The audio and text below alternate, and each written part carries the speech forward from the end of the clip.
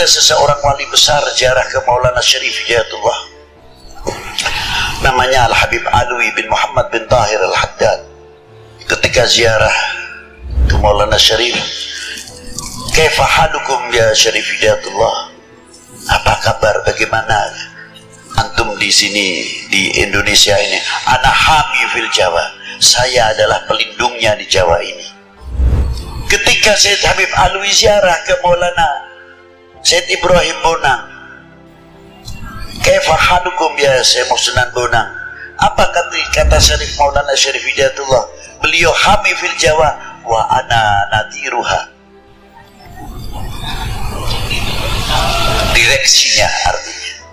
Ketika ziarah ke Maulana Hashim Sunan Derajat, apa kata kakakku, adikku Maulana Ibrahim dan Syarif Hidayatullah? Beliau nadiruha wa hamiha, dijawab oleh Maulana Hashim Sunan Derajat, ana harisuha. Indonesia insyaallah selagi ada 3 orang ini insyaallah payung rahmatnya Allah Ta'ala luar biasa. Berarti di saya cek zaman apa? Orisinal apa? Zaman apa? Orisinal. KPU isek ditasai Rasulullah SAW. Era modern tapi itu ya tidak hilang. Sebetulnya di dunia wali itu tidak hilang. Saking kue orang nekuni dunia itu sebetulnya agak hilang juga. Ya mungkin jumlahnya tidak besar tapi tidak. Ya tidak hilang.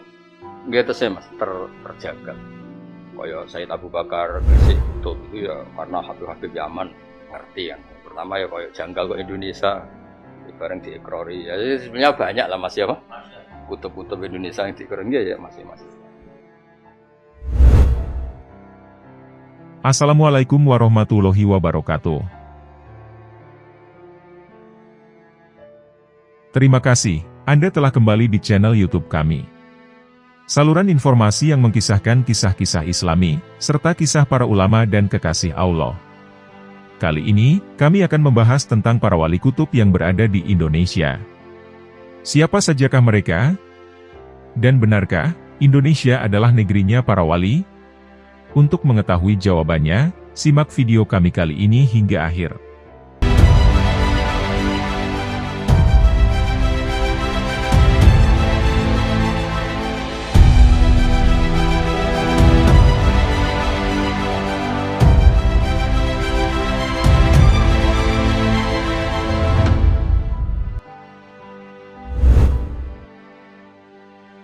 Habib Abu Bakar Assegaf Gresik.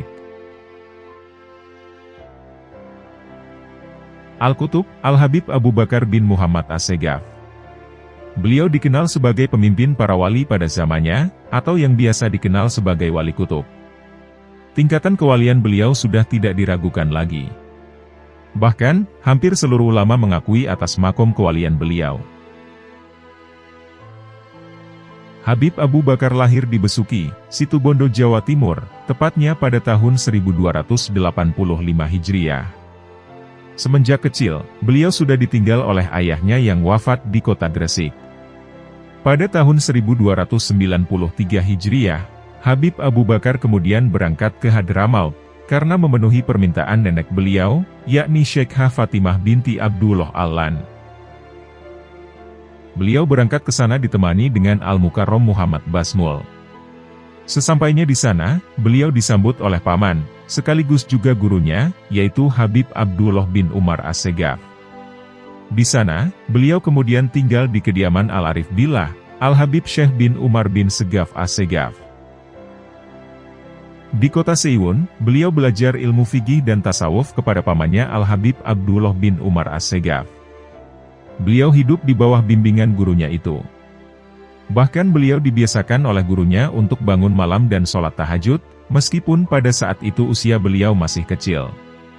Selain berguru kepada pamannya, beliau juga mengambil ilmu dari para ulama besar yang ada di sana. Di antara guru-guru beliau di sana antara lain, Al-Habib Al-Qutub Ali bin Muhammad Al-Habsyi, Al-Habib Muhammad bin Ali Assegaf, Al-Habib Idrus bin Umar Al-Habsyi, Al-Habib Ahmad bin Hasan Al-Atos, Al-Habib Al-Imam Abdurrahman bin Muhammad Al-Masyur, yang juga mufti Hadramaut saat itu, Al-Habib Syekh bin Idrus Al-Idrus, Al-Habib Al-Qutub Ali bin Muhammad Al-Habsyi sungguh telah melihat tanda-tanda kebesaran dalam diri Habib Abu Bakar. Dilihatnya, akan menjadi seorang yang mempunyai kedudukan yang tinggi. Al-Habib Ali Al-Habsyi Sohibul Maulid berkata kepada seorang muridnya, "Lihatlah mereka itu, 3 wali min auliyaillah. Nama mereka sama, keadaan mereka sama, dan kedudukan mereka sama.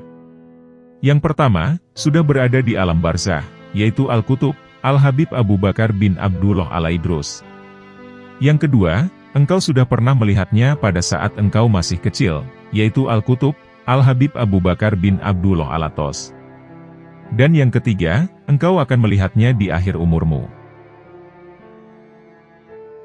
Ketika usia murid Habib Ali tersebut sudah menginjak usia senja, ia bermimpi melihat Nabi Shallallahu Alaihi Wasallam 5 kali, dalam waktu 5 malam berturut-turut. Dalam mimpinya itu, Nabi Shallallahu Alaihi Wasallam berkata kepadanya, "Terdapat kebenaran bagi yang melihatku di setiap kali melihat. Kami telah hadapkan kepadamu cucu yang soleh, yaitu Abu Bakar bin Muhammad As-Segaf. Maka, perhatikanlah dia." Murid tersebut sebelumnya belum pernah melihat Habib Abu Bakar, kecuali di mimpinya itu. Setelah itu ingatlah ia dengan perkataan gurunya, Al-Habib Ali Al-Habsyi. Tidak lama setelah kejadian mimpinya itu, ia pun meninggal dunia. Hal tersebut persis sebagaimana yang diisyaratkan oleh Al-Habib Ali, bahwa ia akan melihat Habib Abu Bakar di akhir umurnya. Setelah menuntut ilmu di sana, pada tahun 1302 Hijriah, beliau pun akhirnya kembali ke Pulau Jawa bersama Habib Alwi bin Sagaf As-Segaf, dan menuju kota Besuki. Disinilah beliau mulai menyiarkan dakwah Islamiyah di kalangan masyarakat. Kemudian pada tahun 1305 Hijriah, di saat usia beliau masih 20 tahun, beliau kemudian pindah menuju kota Gresik. Di Pulau Jawa, beliau pun masih aktif mengambil ilmu dan manfaat dari ulama-ulama yang ada di sana saat itu. Di antaranya adalah Al-Habib Abdullah bin Muhsin Al-Atos Bogor, Al-Habib Abdullah bin Alwi Al-Haddad Jombang, Al-Habib Ahmad bin Abdullah bin Tholib Al-Atos Pekalongan, Al-Qutub, Al-Habib Abu Bakar bin Umar bin Yahya Surabaya, Al-Habib Muhammad bin Idrus Al-Habsyi Surabaya, Al-Habib Muhammad bin Ahmad Al-Muhdor Bondowoso. Pada suatu hari, di saat beliau menunaikan sholat Jumat, datanglah ilhamat Robbaniyah kepada diri beliau. Beliau mendapat perintah untuk beruslah dan mengasingkan diri dari keramaian duniawi dan godaannya. Beliau beruslah guna menghadap kebesaran ilahiyah, bertawaju kepada Sang Pencipta alam, dan menyebut keagungan namanya di dalam keheningan. Hal tersebut beliau lakukan dengan penuh kesabaran dan ketabahan. Waktu pun berjalan demi waktu, sehingga tak terasa sudah sampai 15 tahun lamanya. Beliau pun akhirnya mendapatkan izin untuk keluar dari uzlahnya, melalui isyarat dari guru beliau, yaitu Al-Habib Muhammad bin Idrus Al-Habsyi. Berkatalah Al-Habib Muhammad bin Idrus Al-Habsyi, "Kami memohon dan bertawaju kepada Allah selama 3 malam berturut-turut, untuk mengeluarkan Abu Bakar bin Muhammad As-Segaf dari uzlahnya." Setelah keluar dari uzlahnya, beliau ditemani dengan Al-Habib Muhammad bin Idrus Al-Habsyi, untuk berziarah kepada Al-Imam Al-Habib Alwi bin Muhammad Hashim As-Segaf. Sehabis ziarah, beliau dengan gurunya itu langsung menuju ke kota Surabaya, dan singgah di kediaman Al-Habib Abdullah bin Umar As-Segaf. Masyarakat Surabaya pun berbondong-bondong menyambut kedatangan beliau di rumah tersebut. Tak lama kemudian, Al-Habib Muhammad bin Idrus Al-Habsyi berkata kepada halayak yang ada di sana, seraya menunjuk kepada Habib Abu Bakar. Beliau adalah suatu khazanah daripada khazanah keluarga Ba'alawi. Kami membukakannya untuk kemanfaatan manusia, baik yang khusus maupun yang umum. Semenjak itu, Habib Abu Bakar mulai membuka majelis taklim dan zikir di kediamannya di kota Gresik. Masyarakat pun menyambut dakwah beliau dengan begitu antusias. Dakwah beliau tersebar luas. Dakwah yang penuh ilmu dan ikhlas, semata-mata hanya mencari ridho Allah. Dalam majelisnya, beliau setidaknya telah menghatamkan kitab Ihya Ulumuddin sebanyak 40 kali. Dan merupakan kebiasaan beliau, setiap kali dihatamkannya pembacaan kitab tersebut, beliau kemudian mengundang jamuan untuk masyarakat luas. Beliau adalah seorang yang girohnya begitu tinggi dalam mengikuti jalan, atribut, dan akhlak keluarga salafnya, yakni Sa'adah Bani Alawi. Majelis beliau senantiasa penuh dengan mudzakarah dan irsyad menuju jalan para pendahulunya. Majelis beliau tak pernah kosong dari pembacaan kitab-kitab mereka. Inilah perhatian beliau, untuk tetap menjaga thorikah salafnya, dan berusaha berjalan atas tuntunan Allah. Itulah yang beliau lakukan semasa hayatnya, yakni mengajak manusia kepada kebesaran ilahi. Waktu demi waktu berganti, sampai kepada suatu waktu di mana Allah memanggilnya. Di saat terakhir dari akhir hayatnya, beliau melakukan puasa selama 15 hari, dan setelah itu beliau pun menghadap keharibaan ilahi. Beliau wafat pada usia 91 tahun, atau bertepatan pada tahun 1376 Hijriah. Jasad beliau kemudian disemayamkan di sebelah Masjid Jamik Gresik. Makam beliau juga bersandingan dengan makam guru beliau, yakni Habib Alwi bin Muhammad Hashim Assegaf.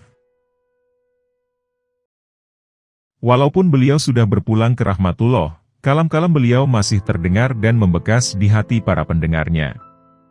Akhlak-akhlak beliau masih menggoreskan kesan mendalam di mata orang-orang yang melihatnya.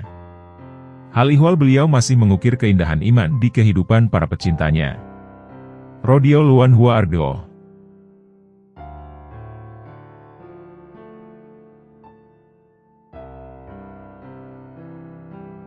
Sunan Gunung Jati. Sunan Gunung Jati merupakan satu dari tokoh besar dalam menyebarkan ajaran Islam di Jawa, khususnya di pesisir utara Jawa. Sunan Gunung Jati diberkahi umur panjang dan bermanfaat, yakni sekitar 120 tahun. Beliau bernama asli Syekh Syarif Hidayatullah, atau ada juga yang menyebutnya Sayyid Kamil. Selain di Cirebon, beliau juga melakukan dakwah di Kerajaan Pajajaran, Galuh, hingga Banten. Syarif Hidayatullah lahir pada tahun 1448 Masehi. Beliau adalah putra dari Sayyid Abdullah Umdatuddin bin Ali Nurul Alam. Nasab dari pihak ayah berurutan dari Abdullah bin Ali Nurul Alam bin Jamaluddin Al-Husain, hingga sampai Rasulullah Shallallahu Alaihi Wasallam. Dan silsilah nasab itu berdasarkan Kitab Negara Kertabumi. Sementara, ibunya bernama Nyai Rara Santang. Beliau adalah putri dari Raja Pajajaran, Sri Baduga Maharaja Prabu Siliwangi. Sang ibu, kemudian memeluk Islam dengan gelar Syarifah Mudaim. Syarif Hidayatullah menjadi Raja Cirebon usai menggantikan kakak ibunya, yakni Raden Walang Sungsang. Beliau tiba di Cirebon pada tahun 1470 Masehi, atau pada waktu beliau berusia 22 tahun. Beliau kemudian dilantik menjadi Cirebon pada tahun 1479 Masehi, dengan mendapat dukungan dari Kerajaan Demak. Penobatan menjadi Raja Cirebon ini, membuat Syarif Hidayatullah diberi gelar Maulana Jati, yang kemudian dijuluki Sunan Gunung Jati. Catatan sejarah banyak yang mengungkap, bahwa Syekh Nurjati atau Syekh Datuk Kahfi, yang merupakan guru Sunan Gunung Jati. Sebelum tiba di Cirebon, beliau pernah lebih dulu singgah di Pasai, atau pesisir utara Sumatera, guna untuk memperdalam Islam. Saat masih di Mesir, Sunan Gunung Jati belajar Islam kepada ayahnya, dan banyak ulama-ulama di Timur Tengah. Sementara, Syekh Nurjati merupakan guru dari Pangeran Cakrabuana, atau paman Sunan Gunung Jati. Syekh Nurjati adalah penyebar Islam pertama di Cirebon dan Sumedang, Jawa Barat. Sunan Gunung Jati menikah dengan Nyi Roro Jati, anak dari Syekh Nurjati. Beliau kemudian dikaruniai dua putra, yakni Pangeran Jaya Kelana, dan Pangeran Brata Kelana. Beliau juga menikah dengan Nyimas Pakungwati, putri dari pamannya sendiri, yaitu Pangeran Cakrabuana. Pernikahan ini membuat kerajaan Cirebon menjadi berbasis Islam, setelah Syarif Hidayatullah kemudian diangkat menjadi Raja Cirebon.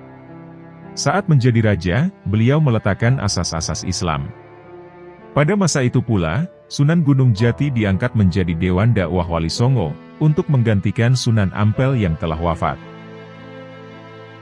Pernikahan selanjutnya dengan Nyi Kawunganten, seorang adik dari penguasa lokal Banten. Dari pernikahan itu menghasilkan sepasang putra-putri, yakni Ratu Wulung Ayu dan Maulana Hasanuddin. Ratu Wulung Ayu lalu mengikuti suaminya ke India. Sedangkan Maulana Hasanuddin meneruskan dakwah Islam dengan mendirikan kerajaan Banten dan menjadi raja pertama di Kesultanan Banten.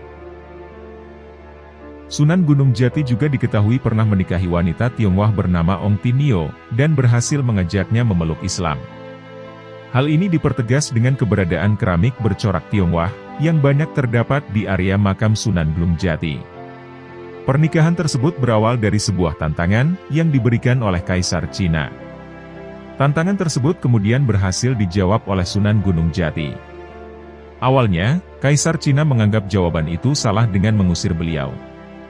Namun pada akhirnya, jawaban itu terbukti benar. Kaisar kemudian menyusul Sunan Gunung Jati untuk menemuinya. Selain itu, beliau juga berhasil mengajak seluruh prajurit perang Kaisar Cina untuk memeluk Islam, yang saat itu jumlahnya ribuan orang.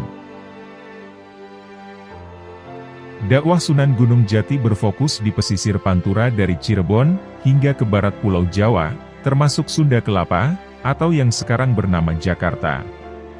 Beberapa kota penting beliau jadikan objek dakwah, dengan memanfaatkan fasilitas kekuasaan dan kemampuan untuk melakukan akulturasi budaya.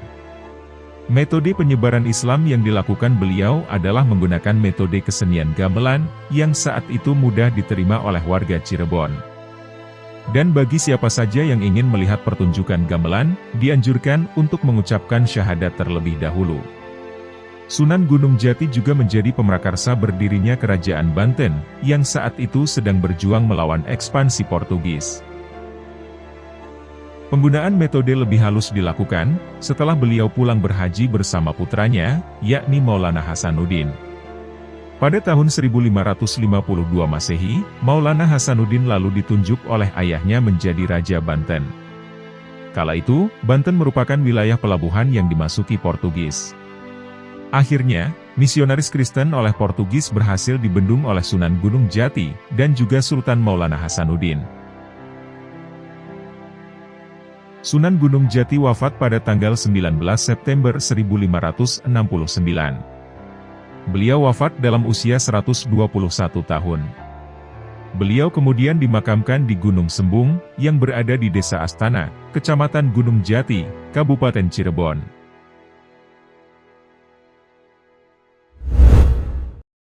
Sunan Derajat. Sunan Derajat dikenal sebagai penyebar Islam berjiwa sosial tinggi. Mulai memperhatikan fakir miskin, hingga lebih mengutamakan kesejahteraan sosial masyarakat. Ajarannya lebih menekankan pada etos kerja keras dan empati, berupa kedermawanan, pengentasan kemiskinan, usaha menciptakan kemakmuran, solidaritas sosial, dan gotong royong. Tidak hanya itu, Sunan Derajat juga mengajarkan tata cara membangun rumah, membuat peralatan berupa tandu dan joli. Mengutip buku Atlas Wali Songo, buku pertama yang mengungkap Wali Songo sebagai fakta sejarah karya Agus Sunyoto. Berikut biografi Sunan Derajat. Sunan Derajat diperkirakan lahir pada tahun 1470 Masehi, dengan nama Raden Kosim. Beliau merupakan putra bungsu Sunan Ampel dengan Nyi Ageng Manila. Ada juga riwayat yang mengatakan bahwa Sunan Derajat adalah anak sulung Sunan Ampel. Sunan Derajat diketahui memiliki garis keturunan berdarah Campa Samarkan dan Jawa.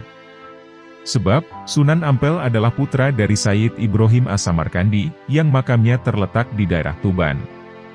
Menurut Babat Cirebon, Babat Risakipun Majapahit, dan Hikayat Hasanuddin, kakek Sunan Derajat berasal dari negeri Tiulen, Kazakhstan.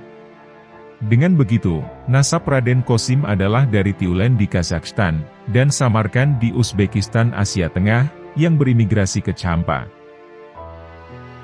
Babat Tanah Jawi mengungkapkan, bahwa Sunan Ampel sebelum menikah dengan Nyai Ageng Manila, beliau terlebih dahulu menikahi Nyai Karimah. Dari pernikahan dengan Nyai Karimah, lahirlah Dewi Murtosia, yang kemudian dinikahi Sunan Giri.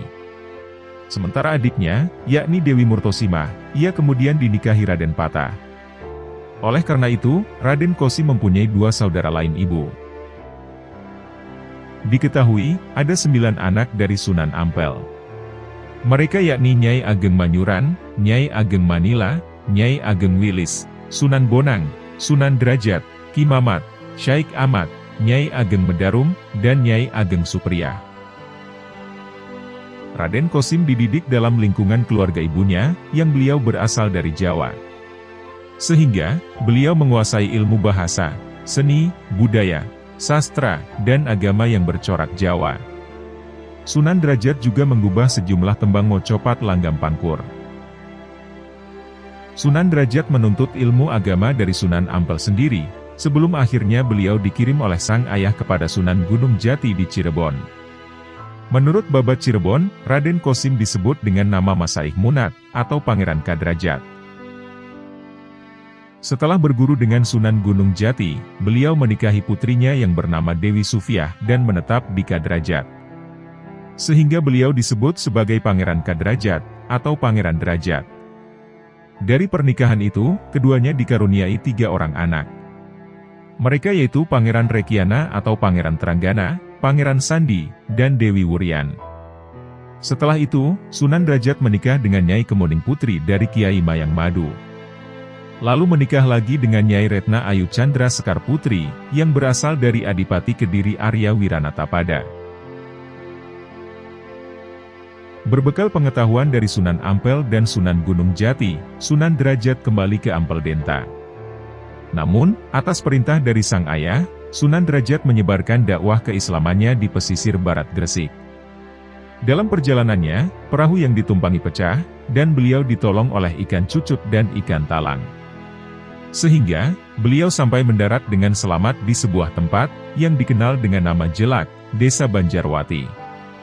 Kedatangannya disambut baik oleh sesepuh kampung saat itu, yaitu Kiai Mayang Madu dan Embah Banjar.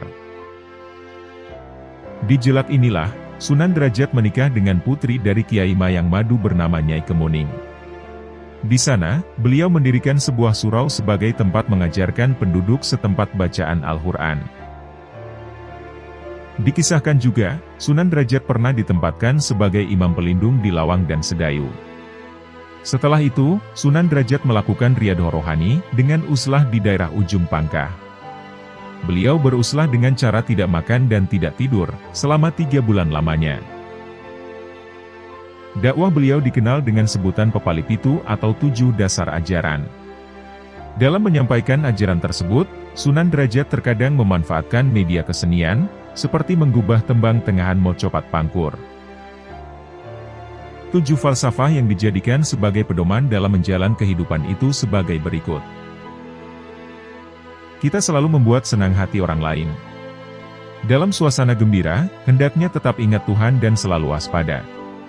Dalam upaya mencapai cita-cita luhur, jangan menghiraukan halangan dan rintangan. Senantiasa berjuang menekan gejolak nafsu-nafsu indrawi. Dalam diam akan dicapai keheningan, dan di dalam hening, akan mencapai jalan kebebasan mulia. Pencapaian kemuliaan lahir batin, dicapai dengan menjalani sholat 5 waktu. Berikan tongkat kepada orang buta. Berikan makan kepada orang yang lapar. Berikan pakaian kepada orang yang tak memiliki pakaian. Berikan tempat berteduh kepada orang yang kehujanan. Sunan Bonang. Sunan Bonang memiliki nama asli yakni Raden Maulana Makdum Ibrahim. Sunan Bonang sendiri lahir pada tahun 1465 Masehi, di daerah Rembang. Beliau lahir dari pasangan suami istri, yakni Sunan Ampel dan Nyai Ageng Manila. Sunan Bonang merupakan keturunan ke-24 dari Nabi Muhammad SAW. Beliau memiliki 8 saudara, salah satunya adalah Raden Qasim, atau Raden Hashim, yang dikenal dengan gelar Sunan Derajat. Menariknya, Sunan Bonang belajar agama Islam dan keilmuan lainnya dari sang ayah langsung. Beliau dididik langsung Sunan Ampel di pesantren Ampel Denta. Sunan Bonang juga belajar bersama santri-santri Sunan Ampel lainnya, seperti Sunan Giri, Raden Patah, dan Raden Kusen. Selain kepada ayahnya, Sunan Bonang juga menuntut ilmu kepada Syekh Maulana Ishaq. Beliau menuntut ilmu kepada Maulana Ishaq, sewaktu beliau bersama-sama Raden Paku Sunan Giri ke Malaka, dalam perjalanannya haji ke Tanah Suci. Sunan Bonang dikenal sebagai ahli ilmu kalam dan ilmu tauhid. Maulana Mahdum Ibrahim banyak belajar di Pasai. Kemudian sekembalinya dari Pasai, Maulana Mahdum Ibrahim lalu mendirikan pesantren di daerah Tuban. Sunan Bonang dikenal sebagai seorang penyebar Islam yang menguasai ilmu fikih, usuluddin, tasawuf, seni, sastra, arsitektur, dan ilmu silat dengan kesaktian dan kedikdayaan menakjubkan. Bahkan, masyarakat mengenal Sunan Bonang sebagai seseorang yang sangat pandai dalam mencari sumber air di tempat-tempat yang sulit air. Dalam Babat Doho Kediri disebutkan bahwa Sunan Bonang mampu mengubah aliran Sungai Brantas. Pada saat itu, Sunan Bonang membuat daerah di aliran sungai yang masyarakatnya enggan menerima dakwah Islam menjadi kekurangan air, bahkan sebagian yang lain mengalami banjir. Sunan Bonang meninggal pada tahun 1525 Masehi, dan kemudian dimakamkan di Tuban. Beliau dimakamkan di daerah pesisir utara Jawa, yang menjadi basis perjuangan dakwahnya. Makam Sunan Bonang hingga saat ini masih dikunjungi banyak peziarah dari seluruh Indonesia. Sunan Bonang diketahui berdakwah ke berbagai daerah di Jawa Timur dan Jawa Tengah. Perjalanan dakwah Sunan Bonang dimulai dari Kediri, Jawa Timur. Pada saat itu, Sunan Bonang mendirikan sebuah musola di Desa Singkal, yang lokasinya berada di tepi Sungai Brantas. Sayangnya, dakwah Sunan Bonang di kawasan tersebut sempat mengalami penolakan. Meski begitu, Sunan Bonang tidak menyerah, bahkan beliau justru berhasil berdakwah dan mengislamkan Adipati Kediri, yakni Arya Wiranatapada. Beliau juga berhasil mengislamkan Purti dari Adipati Kediri tersebut. Setelah dari Kediri, Sunan Bonang kembali berdakwah di Jawa Tengah, yakni di wilayah Demak. Kedatangannya ke Demak merupakan undangan dari Raja Demak pada masa itu, yakni Raden Patah. Pada waktu itu, Sunan Bonang diundang untuk diminta menjadi imam di Masjid Demak. Setelah lama tinggal di Demak, dan menjadi imam Masjid Demak, akhirnya Sunan Bonang kembali melanjutkan dakwahnya di daerah Lasem, Jawa Tengah. Selama berada di Lasem, Raden Mahdum Ibrahim memutuskan tinggal di Desa Bonang. Hal inilah yang juga membuatnya mendapatkan panggilan Sunan Bonang. Di sana, Sunan Bonang mendirikan pesantren yang dikenal sebagai Watu Layar. Dalam sejarah Islam, Sunan Bonang diketahui menyebarkan agama Islam dengan cara yang unik, yakni dengan menggunakan kesenian. Beliau juga menggunakan alat musik gamelan, yang bertujuan untuk menarik simpati rakyat. Konon, Sunan Bonang sering memainkan gamelan berjenis bonang, yaitu perangkat musik ketuk berbentuk bundar, dengan lingkaran menonjol di tengahnya. Jika tonjolan tersebut diketuk atau dipukul dengan kayu, maka akan muncul bunyi yang merdu. Ketika Sunan Bonang memainkan alat musik ini, banyak dari penduduk setempat yang menjadi penasaran dan tertarik. Sehingga, banyak warga berbondong-bondong ingin mendengarkan alunan tembang dari gamelan, yang saat itu dimainkan oleh Sunan Bonang. Beliau mengubah sejumlah tembang tengahan Mocopat, seperti Kidung Bonang, dan lain sebagainya, dengan nama-nama malaikat yang sebagaimana dikenal dalam ajaran Islam. Hingga akhirnya, banyak orang yang bersedia memeluk agama Islam, walaupun tanpa ada paksaan dari beliau. Sunan Bonang juga terkenal dalam hal ilmu kebatinannya.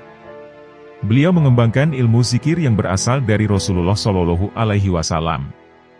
Kemudian beliau dikombinasikan dengan kesimbangan pernapasan, yang disebut juga dengan rahasia Alif Lam Mim. Yang artinya, hanya Allah Subhanahu wa Ta'ala lah yang tahu maknanya.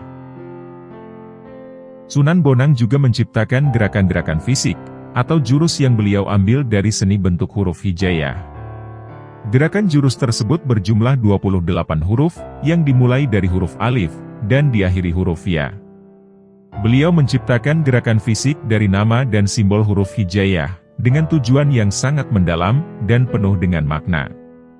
Penekanan keilmuan yang diciptakan Sunan Bonang adalah, mengajak murid-muridnya untuk melakukan sujud, sholat, dan berzikir.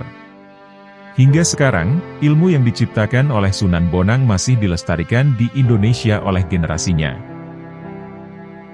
Selain itu, Sunan Bonang juga mahir memainkan wayang, serta menguasai seni dan sastra Jawa. Dalam pertunjukan wayang, Sunan Bonang menambahkan ricikan, yaitu kuda, gajah, harimau, garuda, kereta perang, dan rampogan. Hal itu semua beliau ciptakan untuk memperkaya pertunjukan wayangnya. Selain itu, dalam kesenian wayang, Sunan Bonang juga dikenal sebagai dalang yang piawai membius penontonnya. Hal ini karena Sunan Bonang memiliki cara unik untuk mengubah lakon dan memasukkan tafsir-tafsir khas Islam dalam setiap pertunjukan pewayangannya.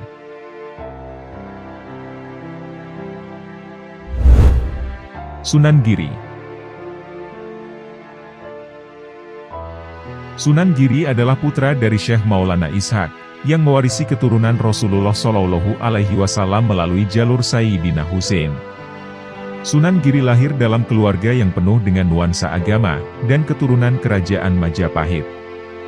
Hal itu disebabkan karena sang ibu, Dewi Sekardadu, berasal dari garis keturunan Brewirabumi.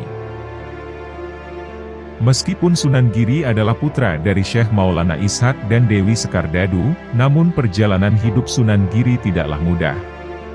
Di mana Sunan Giri memulai kisah hidupnya dalam cobaan besar, ketika Brewirabumi, yang merupakan kakek dari Sunan Giri, ia menghendaki agar cucunya tersebut dibuang ke laut.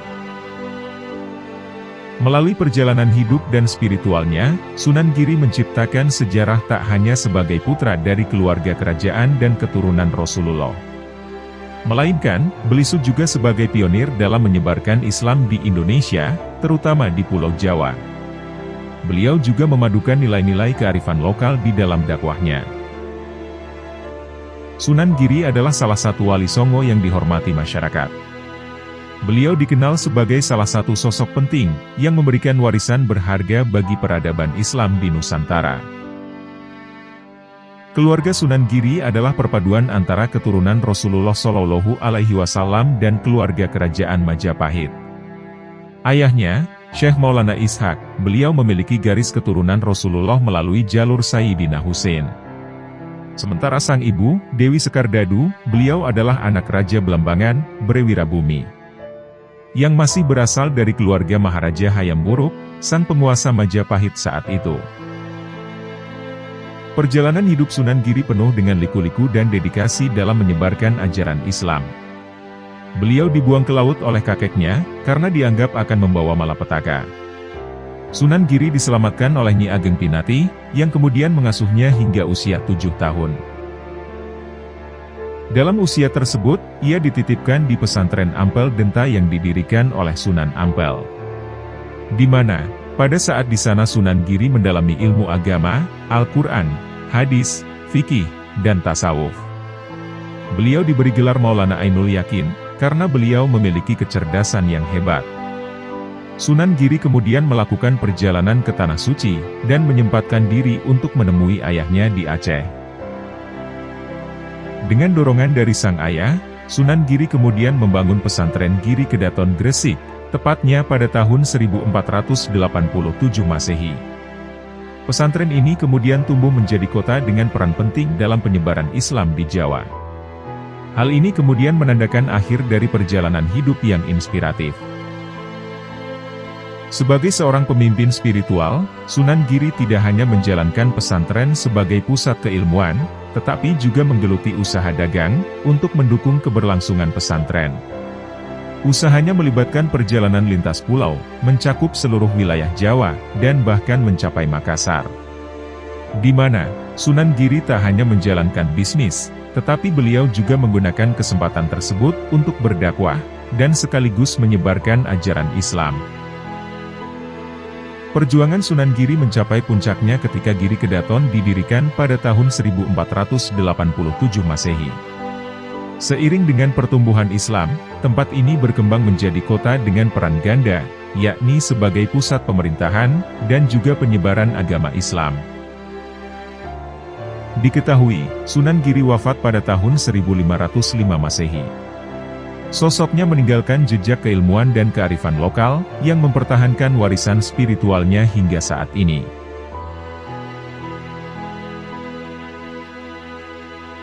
Habib Muhammad bin Idrus Al-Habsyi.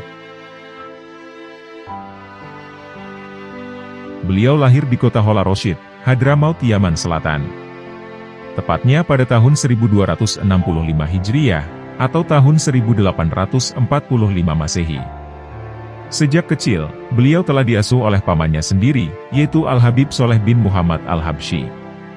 Sejak itulah, beliau menjadi besar dalam didikan pamannya, sehingga mengikuti jalan dan perilakunya.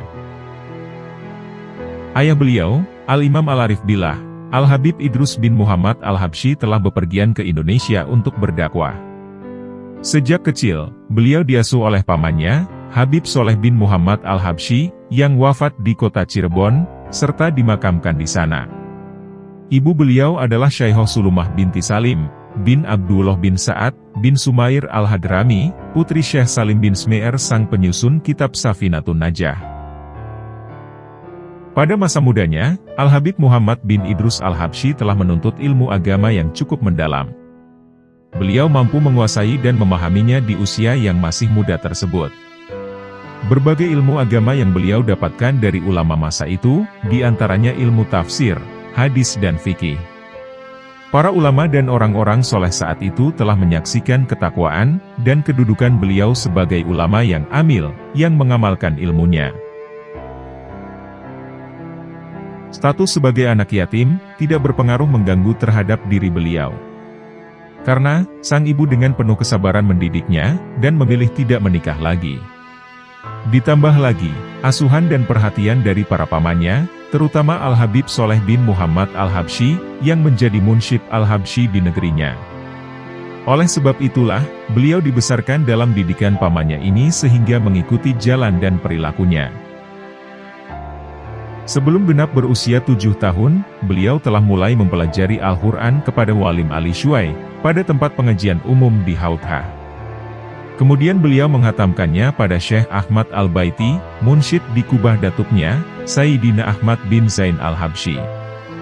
Dalam perjalanan menuntut ilmunya, beliau mengerahkan seluruh segala kemampuannya untuk belajar baik, ketika masih di Hautha, maupun di berbagai tempat lain di Hadramaut. Di sebagian tempat, beliau menetap dalam waktu lama. Dan di sebagian yang lain, beliau hanya tinggal beberapa saat. Al-Ghorfah, Sewun, Tarim, Shibam, dan Duan, adalah sebagian di antara kota-kota yang didatanginya. Selain mempelajari Al-Quran, sejak kecil beliau juga belajar ilmu fikih, hadis, tafsir, tasawuf, nahwu, sorof, dan sebagainya. Di dalam Qurrah Al-Ain disebutkan kitab-kitab yang dibacanya pada para pamannya, yakni Al-Habib Soleh, dan pamannya yang lain, Al-Habib Abdullah. Di antara kitab yang dipelajarinya adalah, Kitab Ar-Risalah Al-Jamiyah, karya datuknya, Al-Habib Ahmad bin Zain, serta kitab Bidayah Al-Hidayah dan Umdah As-Salik dalam fikih, Al-Jurumiyah dan Al-Mutamimah dalam nahwu. Kepada gurunya, Al-Habib Abdullah bin Toha Al-Haddad, beliau belajar membaca kitab Fathul Muin, yang menjadi rujukan sangat penting dalam fikih Syafi'i. Guru-gurunya yang lain dalam fikih dan tasawuf adalah Al-Habib Ali bin Muhammad Al-Habsyi, Al-Habib Idrus bin Umar Al-Habsyi, Al-Habib Idrus bin Abdul Qadir bin Muhammad Al-Habsyi, Al-Habib Muhsin bin Alwi Assegaf, Al-Habib Hasan bin Husain bin Ahmad Al-Haddad, dan lain-lain.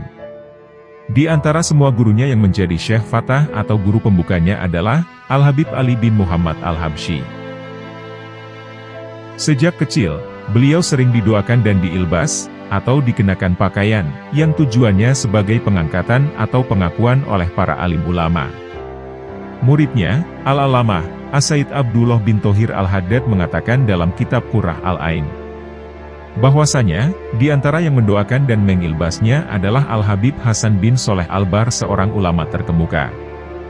Banyak gurunya yang telah melihat kelebihannya sejak kecil. Dan mereka telah melihat tanda-tanda kewalian pada dirinya. Pada tahun 1281 Hijriah, Tepatnya pada usia 16 tahun, beliau menunaikan haji untuk pertama kalinya, dengan menaiki kapal dagang yang menuju ke Jeddah. Setelah itu, beliau kembali ke negerinya di Hautha. Tetapi hanya beberapa bulan berada di tengah-tengah keluarganya, setelah itu beliau kembali lagi ke Hijaz, untuk menunaikan haji yang kedua. Setelah musim haji selesai, beliau tidak pulang, melainkan menetap di Haromain, dan menimba ilmu kepada para ulama di sana. Di antara para gurunya di Haromain adalah Sayyid Fadl bin Alwi bin Muhammad bin Sahl Maulad Dawileh, yang kemudian menjadi tokoh habaib di Turki. Al-Alamah, Sayyid Ahmad Zaini Dahlan, Mufti Syafi'i di Makkah. Al-Alamah, As-Sayyid Umar bin Abdullah Al-Jufri. Dan Al-Alamah As-Syekh Muhammad bin Muhammad Al-Azab. Beliau juga mendalami tajwid kepada Sayyid Muhammad An-Nuri. Kemudian takdir Allah menentukan beliau untuk pergi ke India, setelah itu beliau menuju Singapura dan Jakarta. Selama beberapa tahun, beliau tinggal di Jakarta untuk menggeluti perdagangan. Di samping itu, beliau juga belajar kepada Al-Alamah, Al-Habib Ahmad bin Muhammad bin Hamzah Al-Atos. Serta kepada Al-Alamah, Al-Habib Umar bin Hasan Al-Jufri, dan sejumlah tokoh ulama lainnya. Habib Muhammad bin Idrus Al-Habsyi diketahui memiliki murid-murid.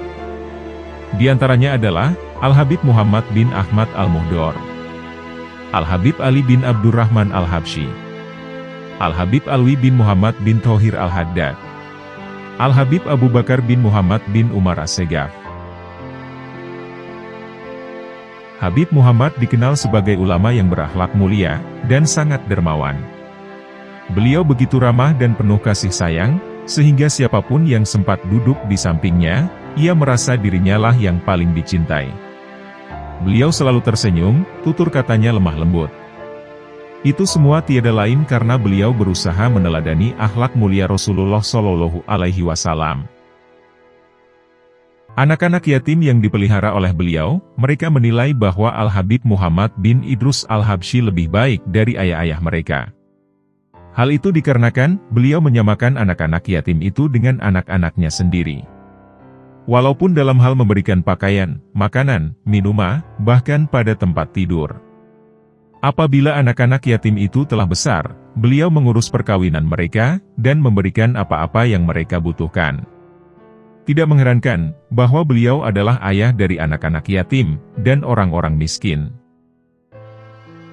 Tak heran, jika masyarakat di sekitar rumahnya, bahkan juga hampir di seluruh Surabaya, sangat mencintai, menghormati, dan segan kepadanya. Beliau juga dikenal sebagai juru damai. Setiap kali timbul perbedaan pendapat, konflik, pertikaian di antara dua orang atau dua pihak, beliau selalu tampil mencari jalan keluar dan mendamaikannya. Sesulit dan sebesar apapun beliau selalu dapat menyelesaikannya. Sebagai seorang yang dermawan, beliau juga dikenal gemar membangun tempat ibadah. Beliau, misalnya, banyak membantu pembangunan beberapa masjid di Purwakarta, Jawa Barat, dan Jombang, Jawa Timur. Beliau pula lah sosok yang pertama kali merintis penyelenggaraan haul para waliullah dan para solihin, untuk pertama kalinya. Beliaulah yang menggelar haul Habib Muhammad bin Thohir Al-Haddad di Tegal, Jawa Tengah. Beliau juga menjadi sosok perintis kebiasaan berziarah ke makam para aulia dan solihin. Terdapat beberapa wasiat Al-Habib Muhammad bin Idrus Al-Habsyi. Setiap apa-apa yang menimpa dirimu ataupun orang lain dari hal-hal yang menyimpang atau kesulitan-kesulitan, gangguan-gangguan dan cobaan-cobaan, semua ini penyebabnya adalah mereka meremehkan perintah Allah, tidak menganggap dan tidak peduli atas hak-hak Allah, yang seharusnya dipenuhi oleh hambanya. Sebagaimana yang telah engkau saksikan, seseorang itu apabila istrinya tidak melaksanakan sholat, maka dia diam saja, tanpa memberi tindakan padanya. Tetapi apabila sang istri merubah rasa masakan yang biasa dimakannya, atau tidak mencucikan pakaiannya, maka seketika itu juga timbul amarahnya kepada istrinya. Inilah masalah yang sering terjadi di depan mata kita. Maka seharusnya lah manusia itu supaya secepatnya bertaubat setiap pagi, siang, sore dan malam hari. Bahkan kalau perlu bertobat setiap saat selama hidupnya. Karena, manusia itu setiap saat tidaklah selamat dari dosa yang diperbuatnya, kecuali orang-orang yang telah diselamatkan oleh Allah Ta'ala, dan itu pun sedikit sekali. Semoga Allah selalu menjadikan kita dan kaum muslimin, sebagai orang-orang yang selalu berjalan di atas jalan yang sesuai dengan orang-orang yang mendapat petunjuk. Tanda-tanda dari lemahnya iman adalah, berpalingnya manusia dari qada dan qadar. Oleh karena itu, engkau akan melihat seseorang apabila ia tidak berhasil memperoleh apa-apa yang diinginkannya, maka ia akan merasa sangat bersedih, dan sangatlah susah dirinya. Sehingga, keadaan ini menjadikan tabiatnya berubah, dan menjadi keras terhadap keluarga dan anak istrinya. Seandainya ia mengerti, bahwa semua itu adalah merupakan irodah, atau kehendak, dan qada, atau ketentuan dari Allah semata, maka hatinya akan menjadi teduh. Dan akan menyerahkan semua urusan yang dialaminya kepada Allah Ta'ala. Keadaan seperti ini tidaklah diperoleh, kecuali dengan memberi kabar gembira pada hati kita, dengan adanya iman yang telah melekat di dalamnya. Sehingga, akan membangkitkan rasa selalu ingat kepada Allah Ta'ala, dan akan tercegah dari masuknya setan ke dalam hati, serta juga akan menyelamatkan hati dari berpaling kepada hal yang buruk. Menerima apa yang telah terjadi, itu adalah merupakan suatu lautan yang sangatlah dalam. Beliau wafat di Surabaya pada malam Rabu 12 Rabiul Akhir, tahun 1337 Hijriah. Atau bertepatan pada tahun 1917 Masehi. Jenazahnya kemudian dimakamkan di pemakaman Ampel Gubah, yang letaknya tak jauh dari kompleks Masjid Ampel Surabaya.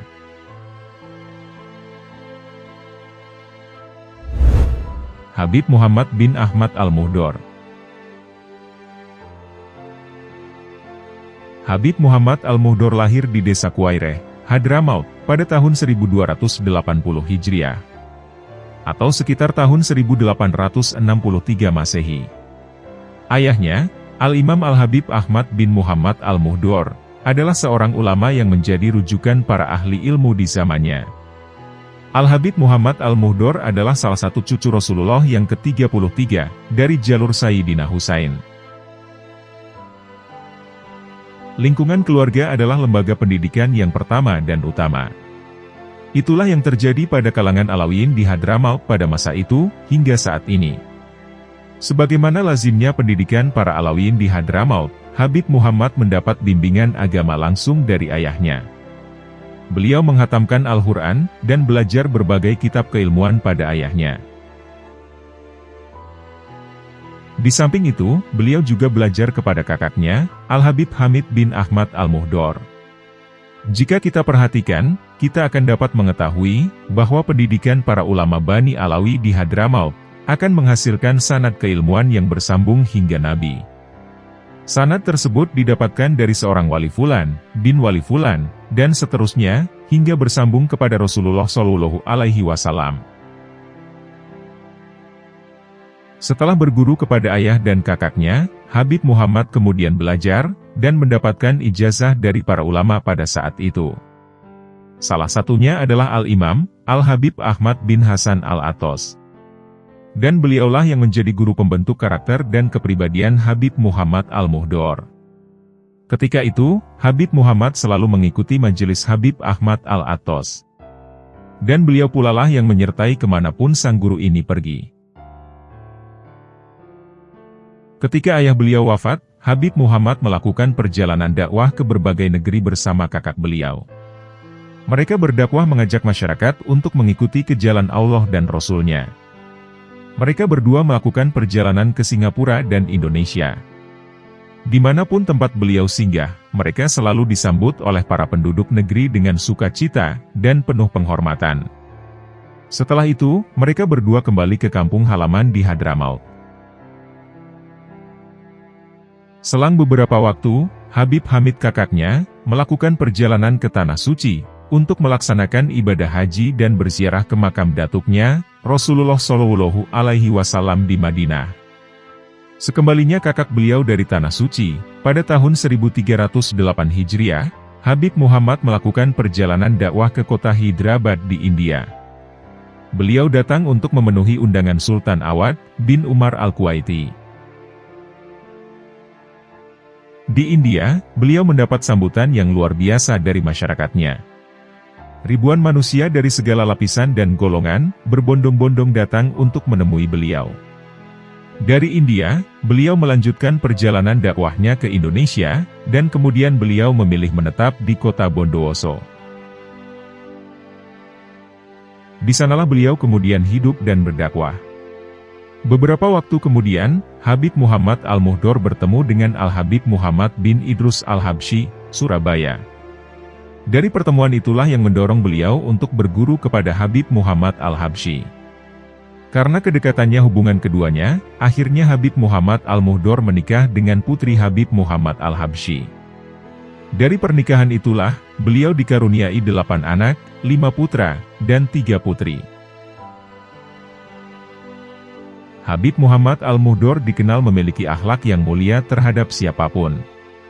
Perhatian beliau terhadap para tamu, para pemilik hajat, dan para muridnya, sungguh luar biasa. Hampir tak pernah terucap kata tidak dari lisan beliau, ketika ada seseorang meminta pertolongan kepadanya. Semua dihormati, tanpa memandang siapa, dan dari mana mereka berasal. Terdapat kisah tauladan tentang akhlak dari Habib Muhammad Al-Muhdor. Pada suatu ketika, rumah beliau kedatangan tamu seorang pedagang. Pada saat itu, yang menyambut sang tamu adalah anak Habib Muhammad, yakni Habib Alawi. Kemudian dipersilahkanlah masuk sang tamu ke dalam rumah. Setelah duduk, sang tamu kemudian mengutarakan maksud dan tujuan kedatangannya. Bukannya membahas perihal dagangannya, tamu itu malah mengadu tentang semua keluh kesah kehidupannya. Ketika Habib Alawi mendengar keluhannya tersebut, sang tamu tak henti-hentinya mengeluh. Sang tamu pun terus berbicara panjang lebar kepada Habib Alawi. Menghadapi tamu yang demikian, Habib Alawi kemudian masuk ke dalam rumah, meninggalkan tamu yang masih mengeluh.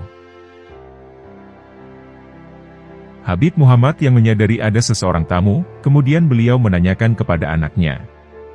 Sang anak kemudian menjelaskan kepada ayahnya, siapa sebenarnya orang yang sedang bertamu itu. Setelah mendengar penjelasan dari anaknya, Habib Muhammad yang sebelumnya memakai pakaian biasa, beliau kemudian bergegas memakai pakaian kehormatan, untuk menghormati tamu beliau. Setelah bertemu Habib Muhammad, sang tamu kemudian mengutarakan maksud kedatangannya. Dirinya kemudian menjelaskan, bahwa dia adalah seorang fakir miskin yang hendak berdagang.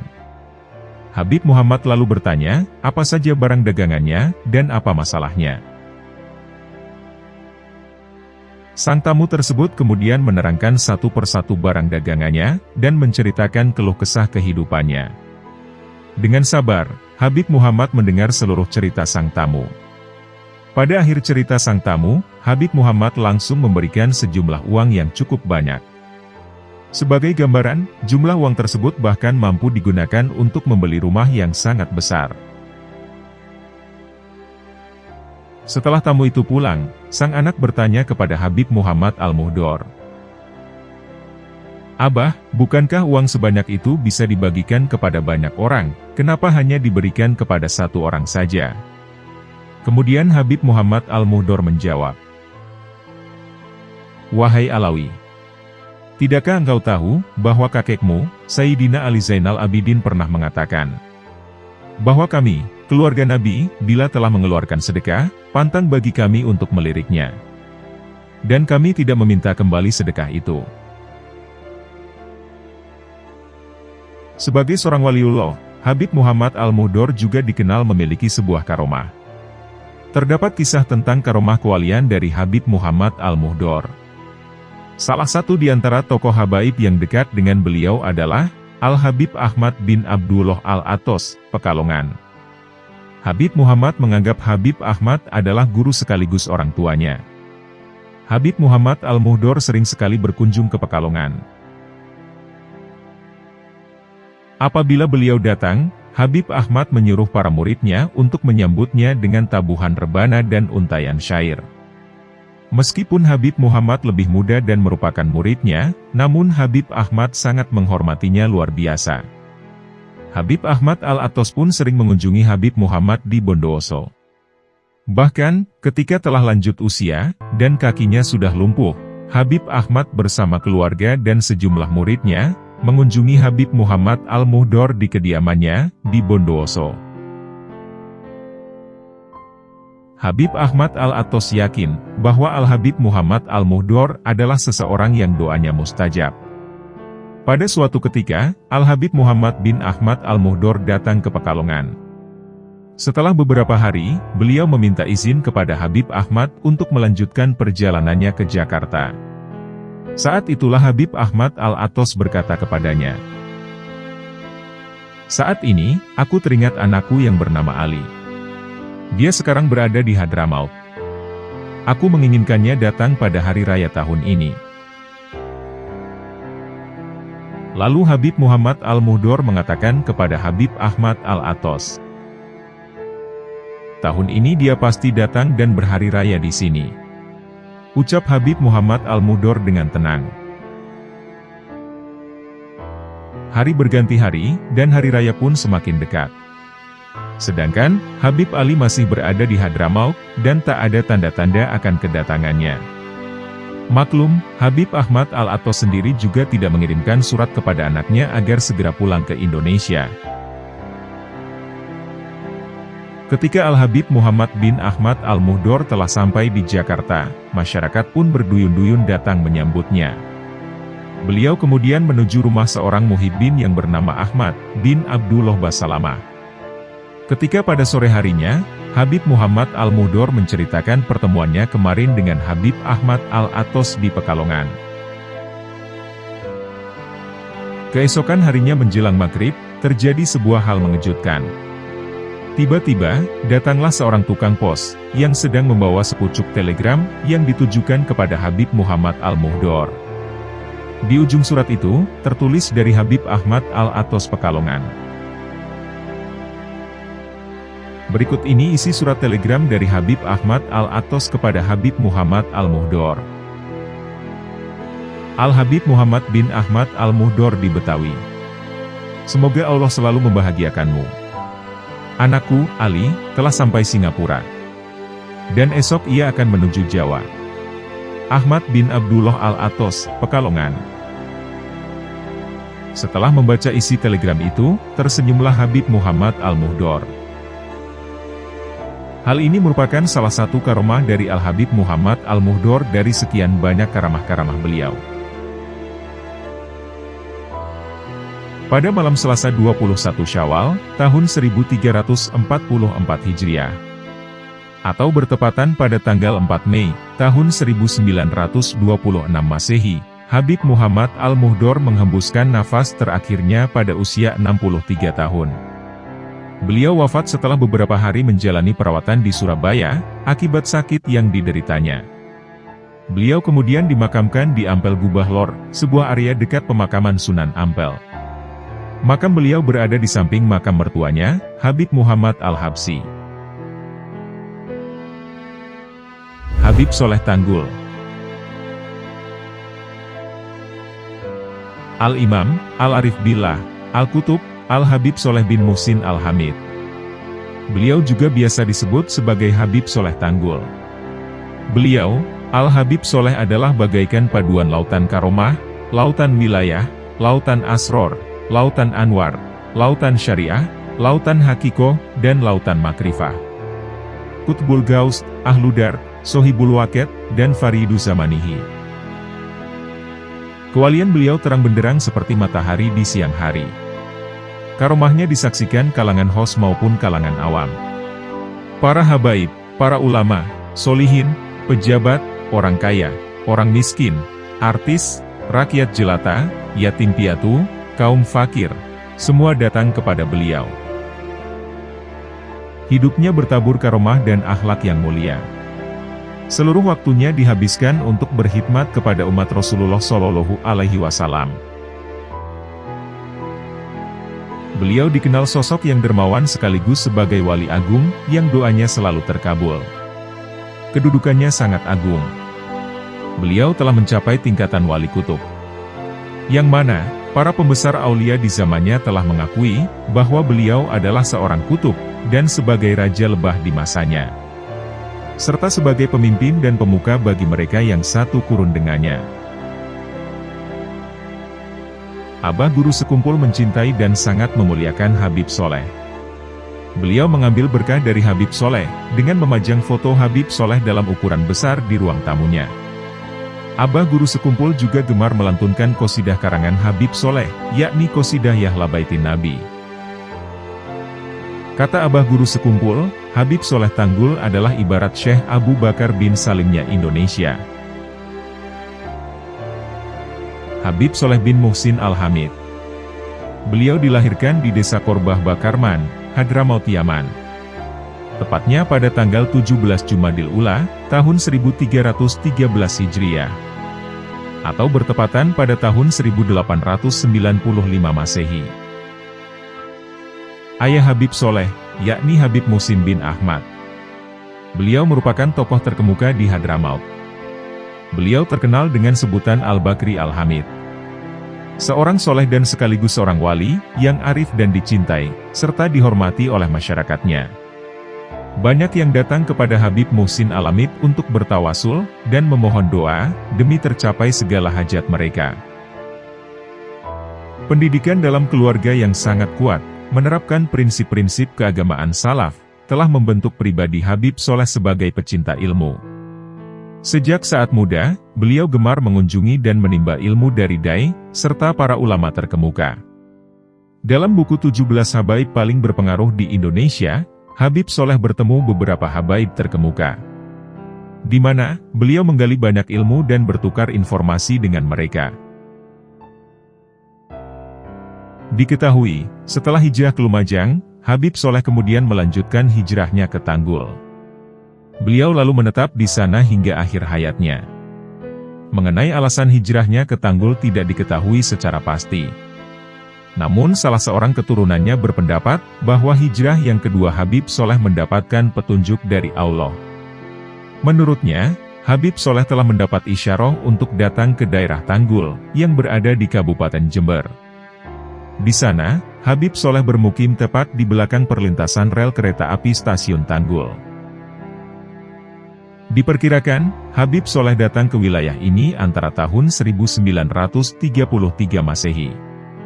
Pada saat itu, kondisi Tanggul masyarakatnya sudah banyak yang Islam, namun masih awam terhadap keagamaannya. Kondisi ini menjadi titik yang tepat bagi Habib Soleh, untuk memberikan pengajaran, dan menguatkan Islam pada wilayah tersebut. Sebagai pendatang, beliau memiliki latar belakang kebudayaan yang berbeda dengan masyarakat setempat. Namun dengan akhlak dan interaksi yang baik, Habib Soleh dapat diterima oleh masyarakat sekitar.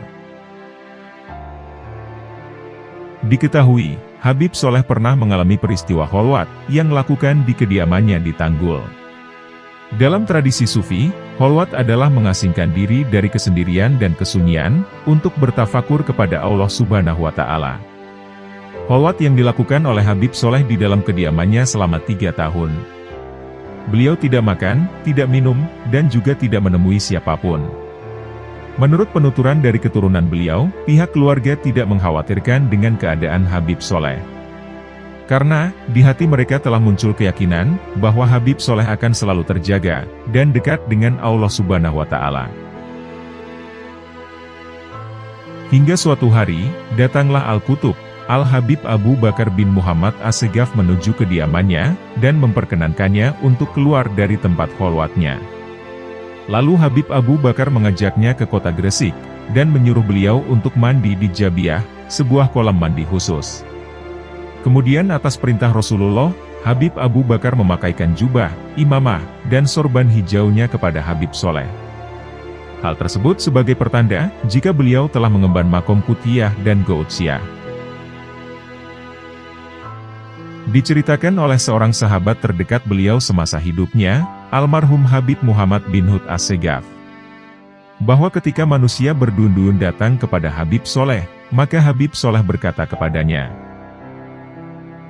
"Wahai anakku, ketika di dalam kholwat aku merasakan ketenangan batin, di mana aku banyak membaca Al-Quran dan kitab Dalailul Khairat, yang berisi solawat dan salam kepada Sayyidi Sadat, Sallallahu Alaihi Wasallam. Dan aku juga bertemu dengan Rasulullah yang memancarkan sinar dari wajahnya yang mulia. Pada awal kedatangan beliau di Tanggul, masyarakat menerima dengan baik, serta menjadikan Habib Soleh sebagai figur yang sangat penting. Dengan adanya peristiwa kholwat tersebut, sosok karismatik Habib Soleh menjadi lebih kuat pada masyarakat sekitar. Sehingga, masyarakat memberikan kepercayaan lebih kepada Habib Soleh.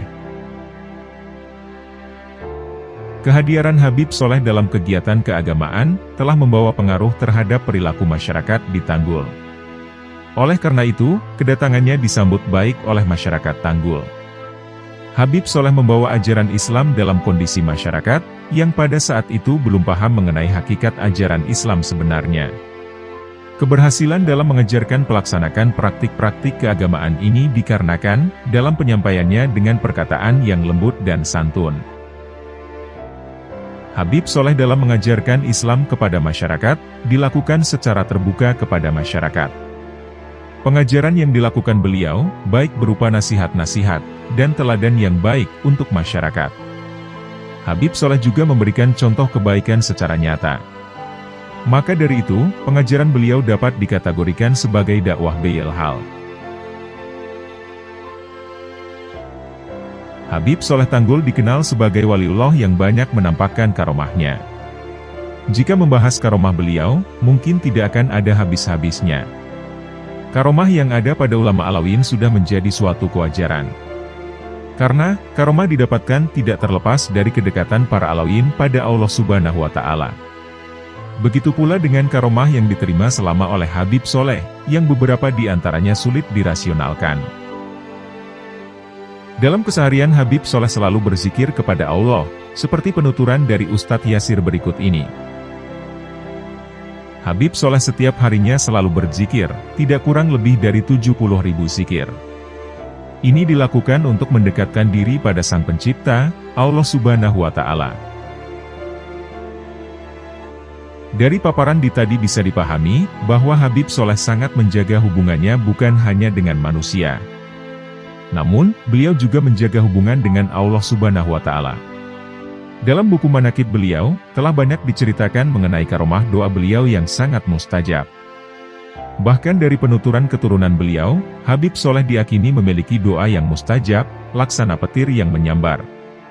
Penuturan ini dipaparkan oleh cucu beliau, Habib Alwi bin Abdullah bin Soleh Al-Hamid.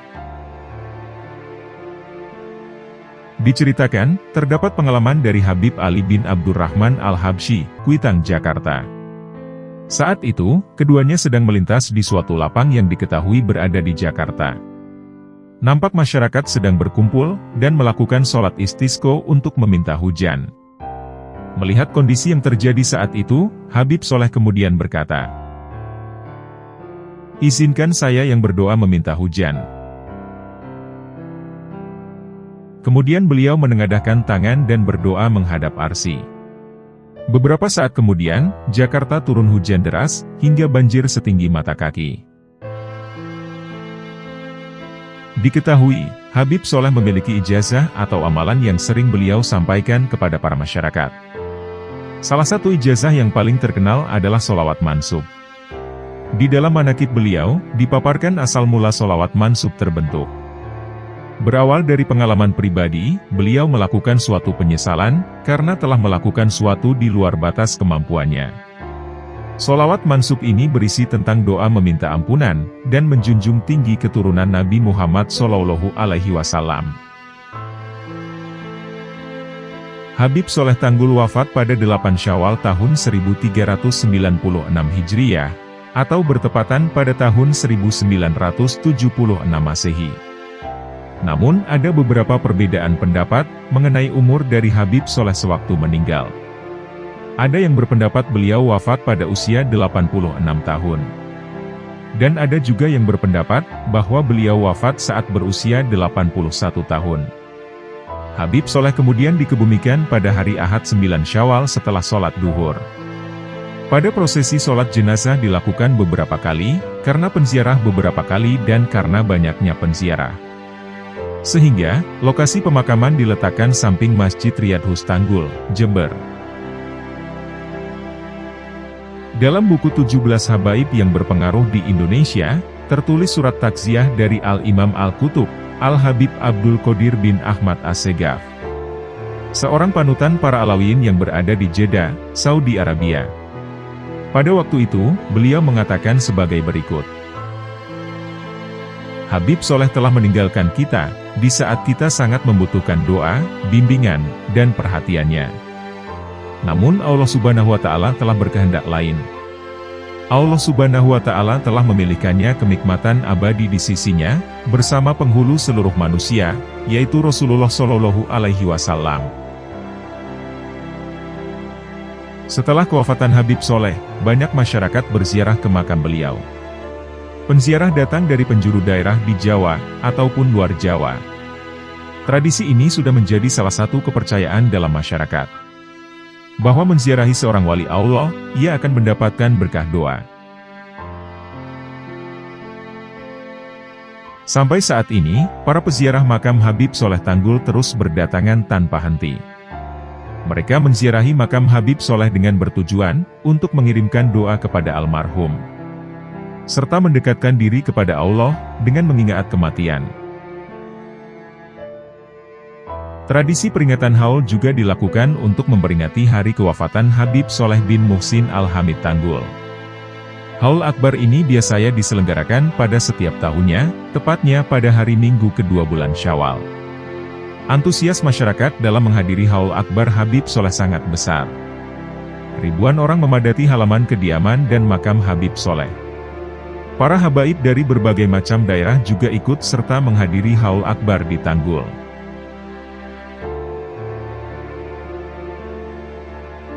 Habib Abdul Qadir bin Ahmad Bil-Faqih. Di kota Malang, Jawa Timur, terdapat seorang aulia yang terkenal karena ketinggian ilmunya. Beliau juga dikenal hafal ribuan hadis bersama dengan sanad-sanadnya. Sehingga, seorang ulama besar ahli tafsir, Profesor Dr. Quraisy Shihab pernah berguru kepada beliau. Al-Imam, Al-Qutub, Al-Habib Abdul Qadir bin Ahmad Bil-Faqih. Beliau adalah seorang ulama besar yang dilahirkan di kota Tarim Hadramaut, Yaman. Tepatnya pada hari Selasa, tanggal 15 Safar, tahun 1316 Hijriah. Atau bertepatan pada tahun 1896 Masehi. Saat bersamaan menjelang kelahirannya, salah seorang ulama besar yang bernama Habib Sheikhon bin Hashim Assegaf, beliau mendapat sebuah pertanda dalam mimpinya. Habib Sheikhon bermimpi bertemu Sultanul Aulia, Syekh Abdul Qadir Al-Jailani. Dalam mimpi itulah, Syekh Abdul Qadir Jailani menitipkan kitab suci Al-Quranul Karim kepada Habib Sheikhon, agar diberikan kepada Habib Ahmad bin Muhammad Bil-Faqih. Pagi harinya Habib Sheikhon menceritakan mimpinya kepada Habib Ahmad. Ketika Habib Ahmad mendengarkan cerita dari Habib Sheikhon, kemudian beliau berkata, "Alhamdulillah, tadi malam aku dianugerahi Allah Subhanahu wa Ta'ala seorang putra. Dan itulah isyarat takwil mimpimu bertemu Syekh Abdul Qadir Jailani, yang menitipkan Al-Quranul Karim, agar disampaikan kepadaku. Oleh karena itu, putraku ini akan kuberi nama Abdul Qadir. Dengan harapan, Allah Subhanahu wa Ta'ala memberikan nama makom dan kewaliannya, sebagaimana kemuliaan yang dimiliki Syekh Abdul Qadir Jailani." Demikianlah. Kemudian Habib Ahmad memberi nama sang anak Abdul Qadir. Hal itu dimaksudkan untuk mengharap berkah, atau tafaul, agar ilmu dan makom anaknya sama seperti Syekh Abdul Qadir Jailani. Sejak kecil, Habib Abdul Qadir sangat rajin dan tekun dalam mencari ilmu.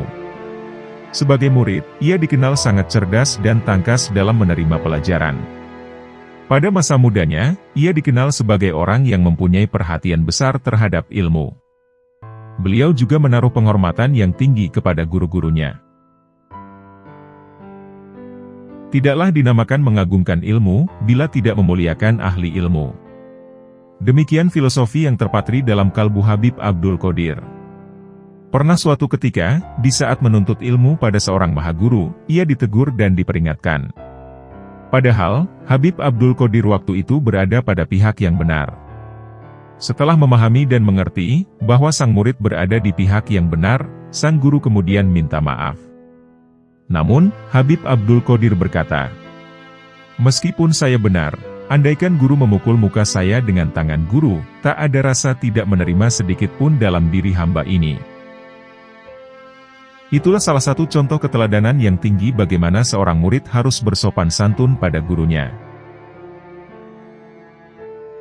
Guru-guru Habib Abdul Qadir antara lain adalah Habib Abdullah bin Umar Asy-Syatiri, Habib Alwi bin Abdurrahman Al-Masyur, Habib Abu Bakar bin Muhammad As-Segaf, Habib Muhammad bin Ahmad Al-Muhdor, Syekh Segaf bin Hasan Al-Aidrus, Syekh Imam Muhammad bin Abdul Qadir Al-Kattani, Syekh Umar bin Haridan Al-Makrobi, Habib Ali bin Zain Al-Hadi, Habib Ahmad bin Hasan Al-Atos, Habib Ali bin Muhammad Al-Habsi, Syekh Abu Bakar bin Ahmad Al-Khotib, dan Syekh Abdurrahman Bahurmus. Dalam usia yang masih anak-anak, beliau telah hafal Al-Quran. Pada tahun 1331 Hijriah, atau pada tahun 1912 Masehi, beliau telah mendapat ijazah dan berhak memberikan fatwa agama. Fatwa tersebut antara lain di bidang hukum, dakwah, pendidikan, dan sosial. Ini merupakan anugerah Allah Subhanahu wa Ta'ala yang telah diberikan kepada hamba pilihannya. Maka tidak berlebihan bila salah seorang gurunya, Habib Alwi bin Abdullah bin Syihab berkata, "Ilmu fikih marga bil faqih setara dengan ilmu fikih Imam Ajroi. Sedangkan dalam bidang tasawuf serta kesusastraan, mereka bagai lautan tak bertepi." Sebelum meninggalkan kota Tarim untuk berdakwah, pada tahun 1919 Masehi beliau sempat mendirikan organisasi pendidikan sosial di tanah kelahirannya tersebut. Yang pertama bernama Jamiatul Uhwah wal Muawanah, dan yang kedua bernama Jamiyah An-Nasr wal Fudoil. Sebelum berhijrah ke Indonesia, Habib Abdul Qadir menyempatkan diri beribadah haji, dan sekaligus berziarah ke makam Nabi Muhammad SAW. Setelah itu, beliau melanjutkan perjalanannya, dan singgah di beberapa kota dan negara lain. Seperti di wilayah Aden, Pakistan, India, Malaysia, dan Singapura. Di setiap kota yang disinggahi, beliau selalu membina umat, baik secara umum maupun khusus, dan dalam lembaga pendidikan atau majelis taklim. Beliau tiba di Indonesia, tepatnya di kota Surabaya pada tahun 1919 Masehi, atau bertepatan pada tahun 1338 Hijriah. Beliau kemudian langsung diangkat sebagai Direktur Madrasah Al-Horiyah. Selanjutnya, beliau mendirikan lembaga pendidikan Madrasah Ar-Robitoh di kota Solo, tepatnya pada tahun 1351 Hijriah, atau 1931 Masehi. Selepas bermukim dan menunaikan ibadah haji di Makkah, sekembalinya ke Indonesia pada tanggal 12 Februari 1945, beliau kemudian mendirikan pondok pesantren Darul Hadis Al-Faqihiyah. Beliau juga pernah diangkat sebagai dosen mata kuliah tafsir di IAIN Malang, tepatnya pada tahun 1330 Hijriah, atau 1960 Masehi. Keistimewaan Habib Abdul Qadir adalah, ia ahli ilmu alat, nahwu, syorof, mantik, ilmu kalam, serta ma'ani, bayan, dan badi. Dan tiga ilmu yang terakhir merupakan bagian ilmu sastra. Dalam bidang hadis, penguasaannya adalah bidang riwayat maupun dirayah, dan beliau hafal ribuan hadis. Di samping itu, beliau banyak mendapat hadis al-musalsal, yakni riwayat hadis yang tersambung langsung kepada Rasulullah SAW. Semua itu beliau dapatkan melalui saling tukar isnad, atau saling menukar periwayatan hadis, dengan Sayyid Alwi bin Abbas al-Maliki. Hal itu diperolehnya saat Habib Abdul Qadir berkunjung ke Makkah. Sebagai seorang ulama yang menaruh perhatian besar dalam dunia pendidikan, beliau juga giat mendirikan taklim di beberapa daerah. Seperti Lembaga Pendidikan Guru Agama di Sawangan, Bogor, dan Madrasah Darussalam Tegal, Jawa Tengah. Selain itu, banyak santrinya yang di kemudian hari juga meneruskan jejaknya sebagai mubalik dan ulama. Seperti halnya Habib Ahmad Al-Habsyi, Ponpes Aryad Palembang. Habib Muhammad Ba'abud, Ponpes Darul Nasyin Malang. Habib Syekh bin Ali Al-Jufri, Ponpes Al-Hoirat Jakarta Timur. Kiai Haji Alawi Muhammad, Ponpes Ataroki Sampang Madura. Dan yang paling masyhur, Profesor Dr. Quraisy Shihab. Dan juga adiknya Profesor Dr. Alwi Shihab. Mereka berdua juga alumnus pesantren ini. Habib Abdul Qadir wafat pada tanggal 21 Jumadil Akhir, tahun 1382 Hijriah. Atau bertepatan pada tanggal 19 November, tahun 1962. Beliau meninggal dunia pada usia 62 tahun. Kala saat-saat terakhirnya, beliau berkata kepada putra tunggalnya, yakni Habib Abdullah bil Faqih. Lihatlah wahai anakku. Ini kakekmu, Muhammad Shallallahu Alaihi Wasallam telah datang. Dan ini ibumu, Sayyidatunal Fatimah telah datang.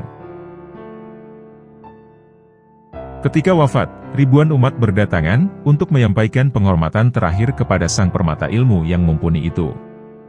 Setelah disemayamkan di Masjid Jamik Malang, jenazah beliau kemudian dimakamkan di Kompleks Makam Kasin, yang berada di tengah kota Malang, Jawa Timur.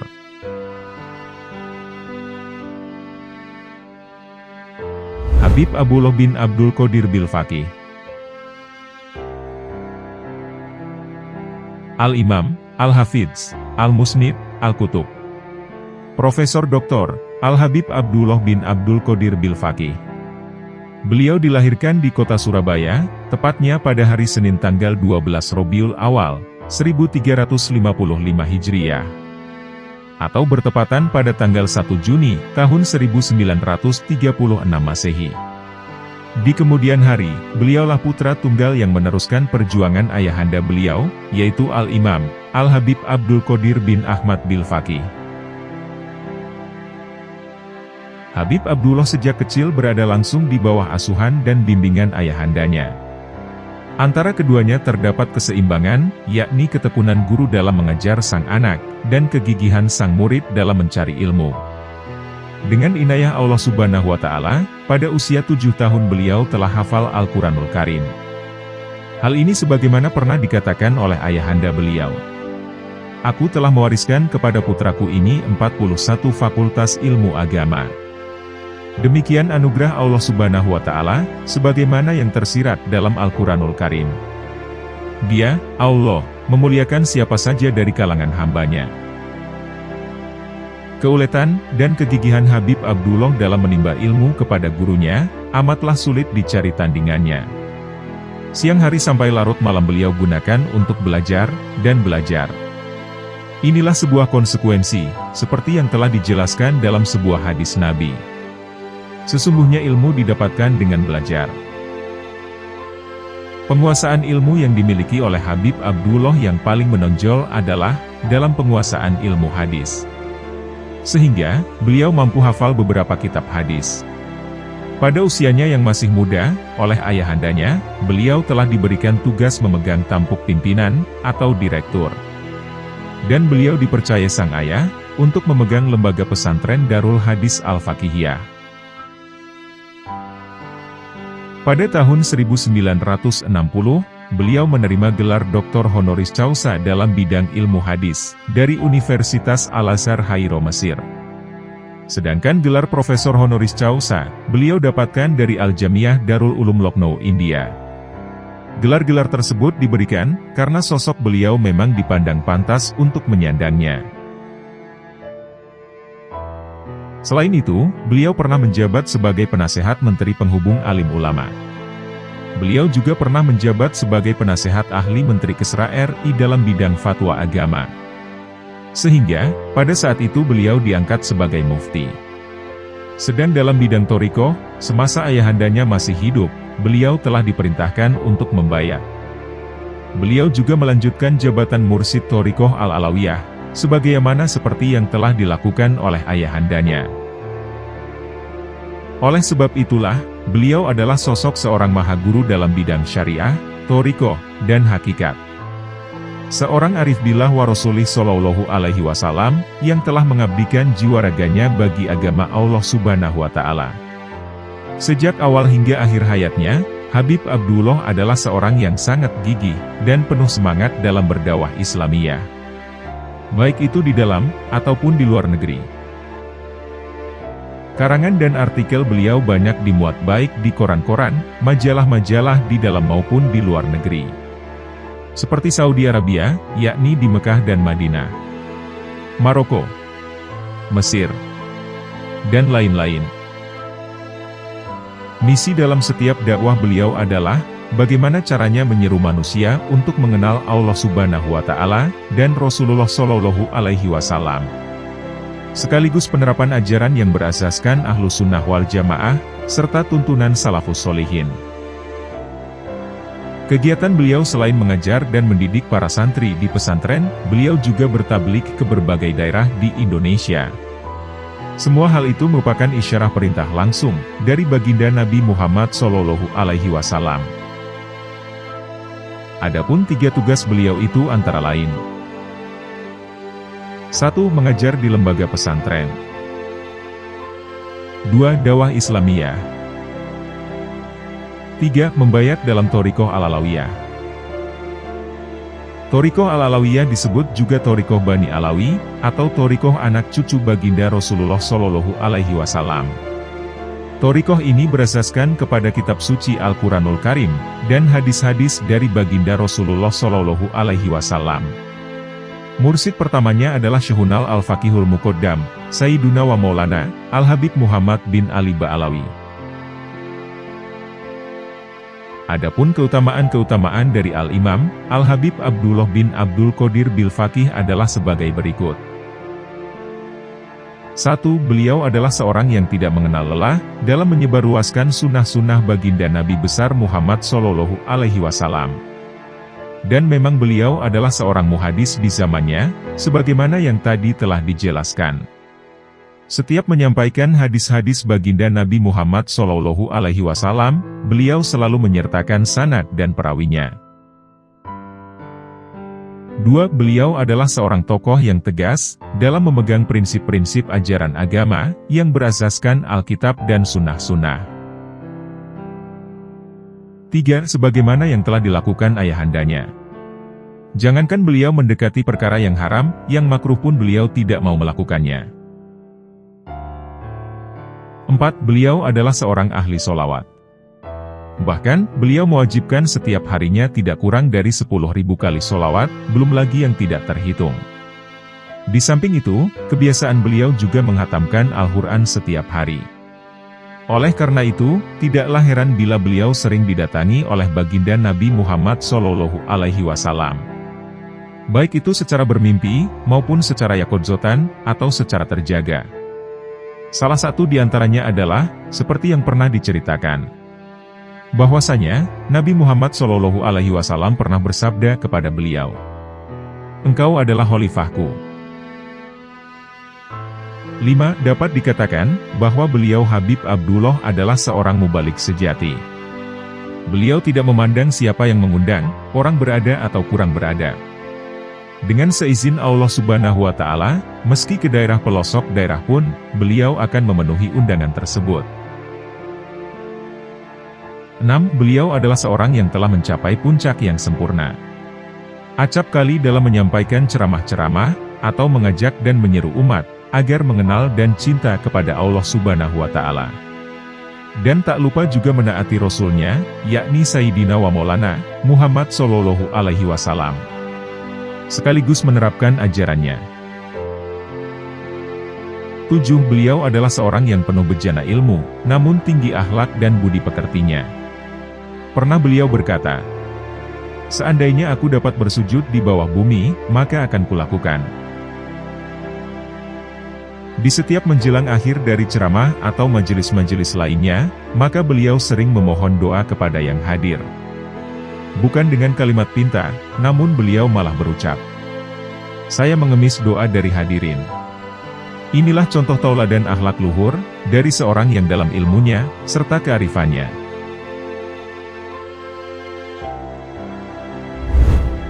Abah Guru Sekumpul. Abah Guru Sekumpul, atau Syekh Muhammad Zaini bin Abdul Ghani, adalah salah seorang ulama karismatik yang berasal dari Pulau Kalimantan. Ulama yang akrab disapa Guru Ijai ini lahir pada 11 Februari tahun 1942, atau bertepatan pada tanggal 27 Muharram, tahun 1361 Hijriah. Kampung kelahirannya berada di Desa Tunggul Irang, Martapura, Kabupaten Banjarmasin, Kalimantan Selatan. Nama dari Abah Guru Sekumpul diambil dari nama tempat beliau yang berada di Kelurahan Sekumpul.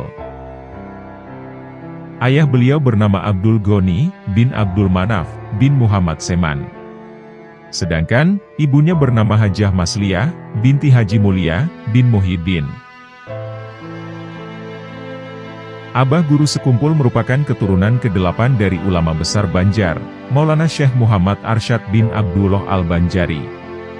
Adapun silsilahnya adalah Muhammad Zaini bin Abdul Ghani bin Abdul Manaf bin Muhammad Seman bin Muhammad Sa'ad bin Abdullah bin Mufti Muhammad Khalid bin Hasanuddin bin Syekh Muhammad Arsyad bin Abdullah Al-Banjari. Abah Guru Sekumpul dikenal memiliki pengajian yang setia dihadiri ribuan jamaahnya. Mulanya, pengajian ini diadakan hanya untuk menunjang pelajaran para santri di Pondok Pesantren Darussalam Martapura, dengan diisi pengulangan kitab-kitab ilmu alat, seperti Nahwu dan Shorof. Namun, pada perkembangannya, jemaah yang menghadiri pengajiannya cukup beragam, bukan hanya dari kalangan santri, tetapi juga masyarakat umum. Pengajian pun mulai berkembang dengan kitab yang lebih bervariasi, mulai dari kitab-kitab fikih, tasawuf, tafsir, dan hadis.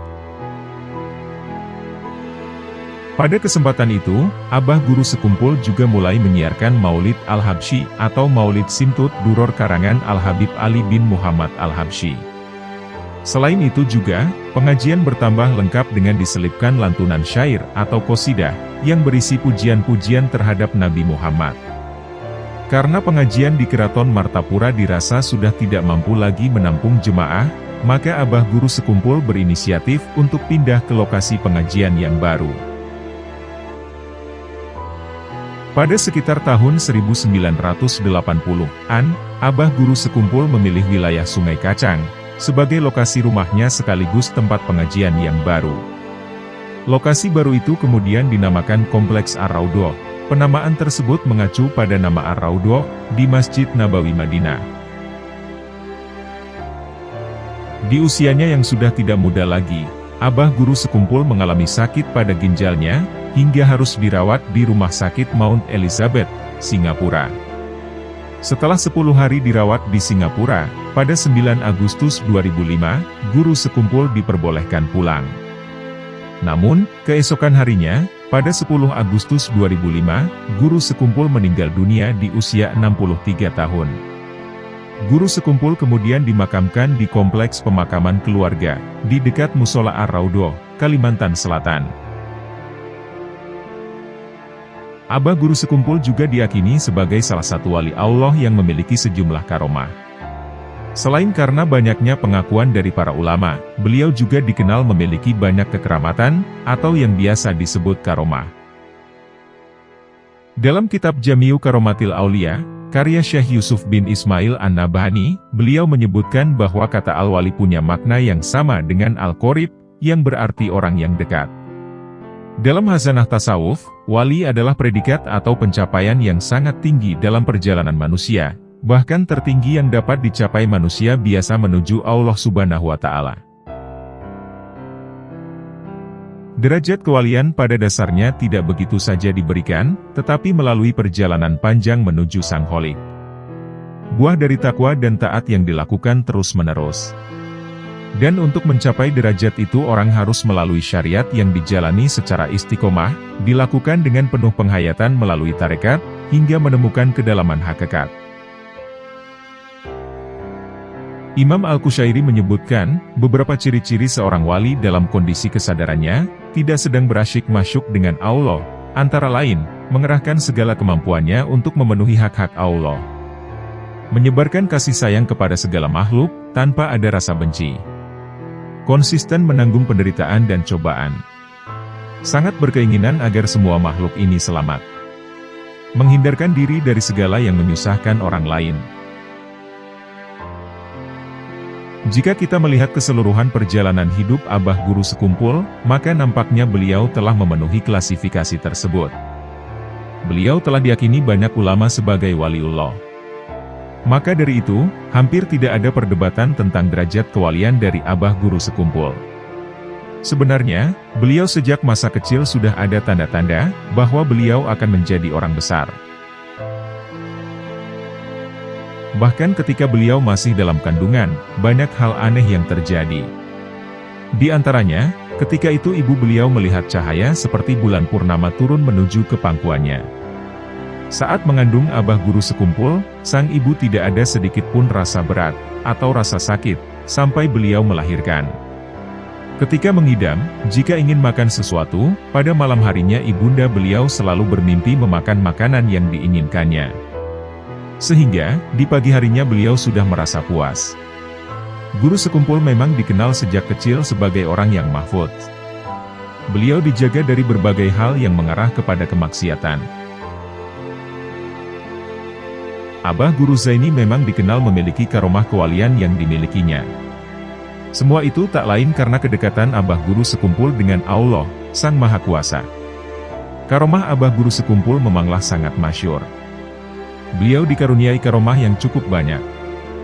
Dan itu memang sudah menjadi rahasia umum, yang kesemuanya menunjukkan keabsahan makom kewalian beliau.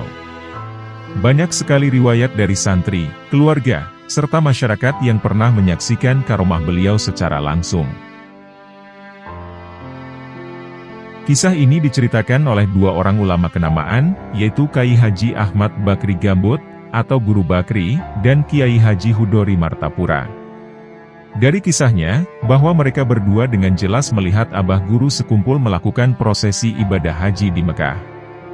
Padahal, setelah diselidiki, saat itu Abah Guru Sekumpul sedang berada di Martapura.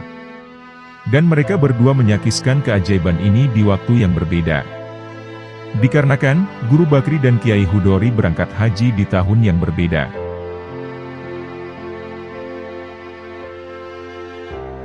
Demikianlah pembahasan kami tentang para wali kutub yang berada di Indonesia. Semoga Allah Subhanahu wa Ta'ala mengumpulkan kita dengan para kekasihnya, di dunia maupun akhirat. Semoga kita dapat meneladani kepribadian akhlak para kekasih Allah, serta mengambil hikmah dari kisah-kisahnya. Dan semoga dengan apa yang telah kami sampaikan, dapat menambah ketakwaan kita kepada Allah Subhanahu wa Ta'ala. Wallahu a'lam bishawab. Terima kasih telah menonton. Jangan lupa klik tombol subscribe, like, komen, dan share, sebagai bentuk dukungan terhadap channel kami. Wassalamualaikum warahmatullahi wabarakatuh.